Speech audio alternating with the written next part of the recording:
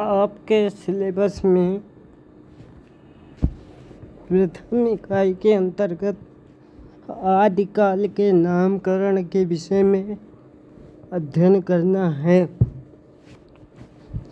आदिकाल के नामकरण के विषय में जानकारी इस प्रकार है। आदिकाल का नामकरण हिंदी साहित्य के प्रारंभिक इतिहासकारों ने काल विभाजन तथा नामकरण की ओर विशेष ध्यान नहीं दिया।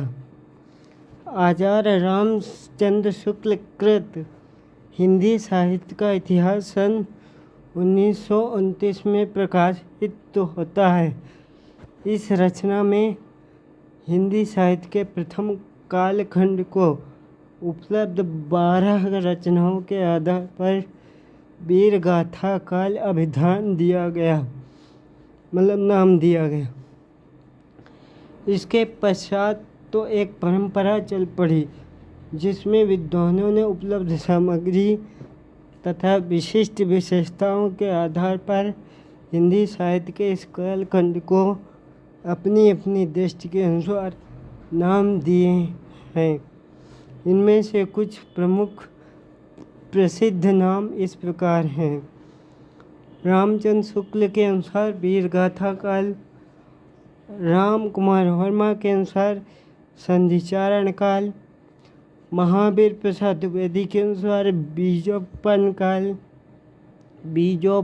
काल, राहुल शंकराचार्य के अनुसार सिद्ध सामंत काल, राम खिलावन पांडे के अनुसार संक्रमण काल, मोहन अवस्थी के अनुसार आधार काल, पृथ्वीनाथ कमल कुलश्रेष्ठ के अनुसार अंधकार काल, गणपत चंद्र गुप्त के अनुसार प्रारंभिक काल, रमा शंकर शुक्ल रसाल के अनुसार बाल्यकाल, शंभुनाथ सिंह के अनुसार प्राचीन काल, वासुदेव सिंह के अनुसार उद्भव काल, हजारी प्रसाद द्विवेदी के अनुसार आदिकाल, राम प्रसाद मिश्र के अनुसार संक्रांति काल, शैलेश जैदी के अनुसार आविर्भाव काल, धीरेन्द्र वर्मा के अनुसार अपभ्रंश काल, चंद्रधर शर्मा गुलेरी के अनुसार पुरानी हिंदी काल, हरीश के अनुसार उत्तर अपभ्रंश काल।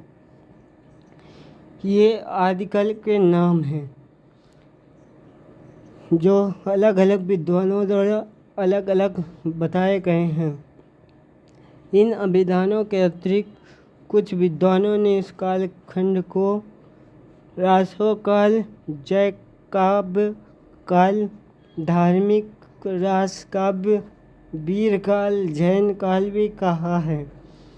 आदिकाल संबंधी उपर्युक्त सभी नामकरणों के बीच विवाद आचार्य शुक्ल द्वारा प्रदत्त वीर गाथा काल नाम के बाद सामने आया। उन्होंने इस युग में वीर गाथाओं यानी रासो काव्यों की प्रचुरता को देखते हुए ही इसे वीर गाथा काल नाम दिया। उन्होंने इस युग के साहित्य में वीर गाथाओं को ही सम्मिलित किया और जैन तथा बौद्ध धर्म को धार्मिक साहित्य कहकर इसमें सम्मिलित नहीं किया। उन्होंने वीर गाथा काल के नाम के पक्ष में अपना तर्क देते हुए लिखा है कि मुंज और भोज के समय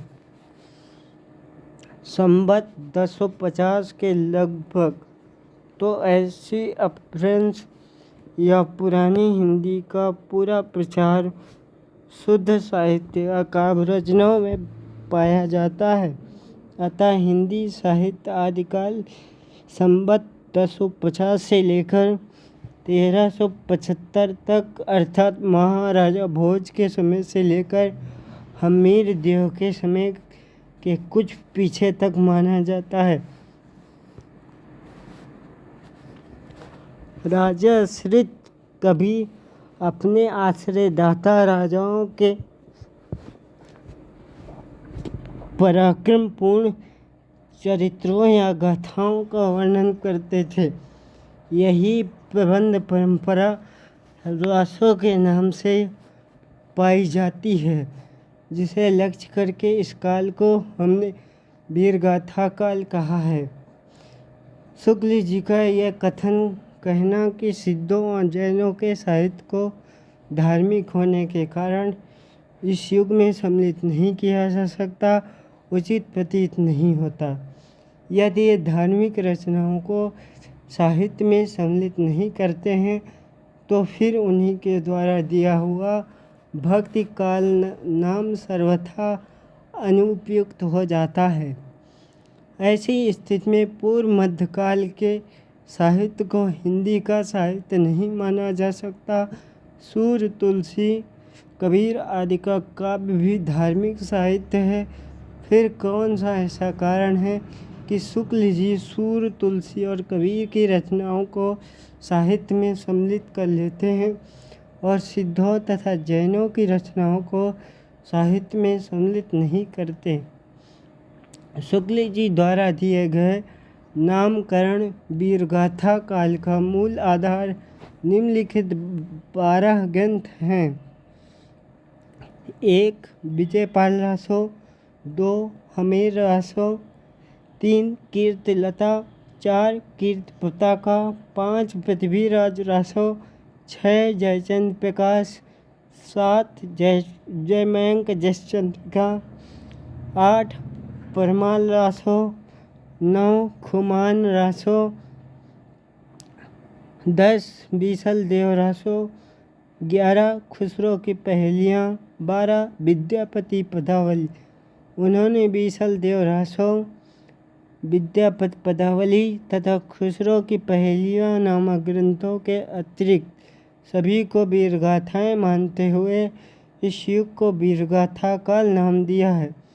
इन 12 ग्रंथों के अलावा प्राप्त रचनाओं को शुक्ल जी ने यह कहकर वीर काल में सम्मिलित नहीं किया कि कुछ तो इनमें नोटिस मात्र है अथवा संक्षिप्त हैं, कुछ बाद की रचनाएं हैं और कुछ जैन धर्म के उपदेशक ग्रंथ हैं। शुक्ल जी ने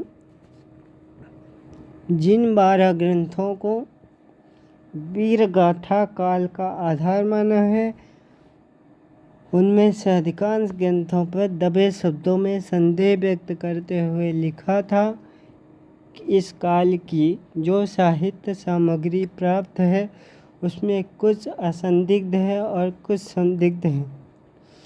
ऐसी स्थिति में जबकि आधारभूत साहित्य ही अप्रमाणित सिद्ध हो जाए, उस पर आधारित नामकरण की सार्थकता स्वतः ही संदिग्ध हो जाती। आचार्य हजारी प्रसाद द्विवेदी ने शुक्ल जी द्वारा जैन साहित्य को वीरगाथा से अलग करने की बात को अनुचित बताते हुए धार्मिक साहित्य को महत्वपूर्ण रूप में स्वीकार किया है। एक तथ्य और भी हमारे सामने आता है कि समस्त रासो ग्रंथ वीरगाथात्मक नहीं हैं। स्वयं शुक्ल जी ने बीसल देव रासो को श्रृंगारिक काव्य माना है। उस युग के साहित्य के बृहत भाग श्रृंगारिक, नीतिपरक, धार्मिक, लौकिक साहित्य की उपेक्षा कर केवल कुछ संदिग्ध वीरगाथाओं के आधार पर इसे वीरगाथा काल नाम देना उचित प्रतीत नहीं होता। डॉक्टर राम कुमार वर्मा ने हिंदी साहित्य इतिहास के इस काल को गियर्सन की भांति चारण काल कहा और हिंदी साहित्य के प्रारंभ के समय को संवत 750 मानते हुए संधि काल तथा चारण काल 2 भाग कर दिए। राहुल जी यानी राहुल सांकृत्यायन ने इस समय से हिंदी का प्रारंभ मानते हुए इसे बौद्ध सिद्धों के साथ जोड़ते हुए सिद्ध सामंत अभिधान दे दिया नाम दे दिया। इन दोनों ही अभिधानों में जाति विशेष को ही अधिक महत्व दिया गया। वर्मा जी द्वारा यानी डॉक्टर राम कुमार वर्मा जी द्वारा दिए गए नामकरण का आधार यद्यप गियर्सन और F.E.K. हैं, F.E.K. नाम के विद्वान थे, परंतु फिर भी यह तो नहीं माना जा सकता कि मात्र चारणों ने ही इस कालखंड में काव्य रचना की। राहुल जी जैन काव्य को महत्ता नहीं देते, जबकि सिद्धों के समान ही जैन कवियों का भी प्रभुत योगदान इस काल के साहित्य में है। साथ ही सामंतों की प्रेरणा से ही काव्य रचना नहीं हुई, लोक प्रेरणा से भी साहित्य रचना हो रही थी। इसी कारण से यह अभिधान भी महत्वपूर्ण नहीं हो सके। पृथ्वीनाथ कुलश्रेष्ठ 1343 ईस्वी से पूर्व के समय को साहित्य इतिहास की दृष्टि से संदिग्ध मानते हुए उसे अंधकार काल कहते हैं। यह तो आँख मूंद कर अंधकार महसूस करने के समान बात है।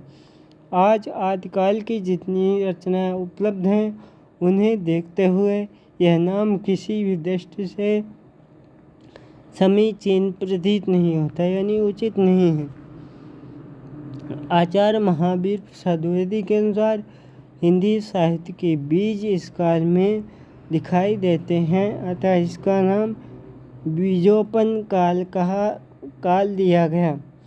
आदिकाल का साहित्य बीज रूप नहीं है, यह तो पूर्ववर्ती परिनिष्ठित अपभ्रंश की साहित्यिक प्रवृत्तियों का विकास है।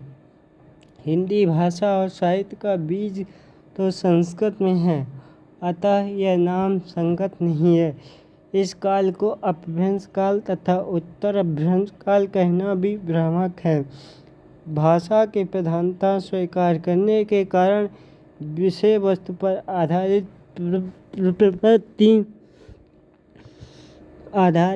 प्रवृत्ति निर्णय के बल पर साहित्य इतिहास के काल विभाजन के सिद्धांत की इस दृष्टि से अवहेलना हो जाती है। राम खिलावन पांडे हिंदी साहित्य का नया इतिहास में इस कालखंड को संक्रमण काल कहते हैं। यह नाम भाषा और साहित्य में परिवर्तन की सूचना तो देता है, किंतु पूरे युग की समग्रता का बोध इससे नहीं हो पाता। आचार्य हजारी प्रसाद द्विवेदी ने हिंदी साहित्य और हिंदी भाषा और साहित्य के इस प्रथम सोपान का अभिधान आदिकाल नाम दिया है। इस नामकरण से इस काल में मिलने वाली लगभग सभी ऐतिहासिक सामग्रियों का समावेश हो जाता है। इस नामकरण में अपभ्रंश और देशभाषा के सभी ग्रंथों को समाहित कर लेने की क्षमता है। इसके साथ ही इस काल के साहित्य की धार्मिक, राजआश्रित तथा लौकिक धाराओं का विवेचन भी इसके अंतर्गत हो जाता है। हिंदी साहित्य इतिहास से अधिकांश अध्येताओं ने इसी नाम को स्वीकृत किया है। इस नाम से उस व्यापक पृष्ठभूमि का बोध होता है जिस पर आगे का साहित्य खड़ा है। भाषा की दृष्टि से उन सभी प्रमुख प्रवृत्तियों के आदि स्वर इस काल के साहित्य में मिलते हैं, जो भक्ति काल से आज तक विकसित होती रही है। इस प्रकार अन्य सभी नामों की अपेक्षा हिंदी साहित्य इतिहास के इस प्रथम सोपान का नाम आदिकाल ही अधिक उपयुक्त और संगत माना जा सकता है।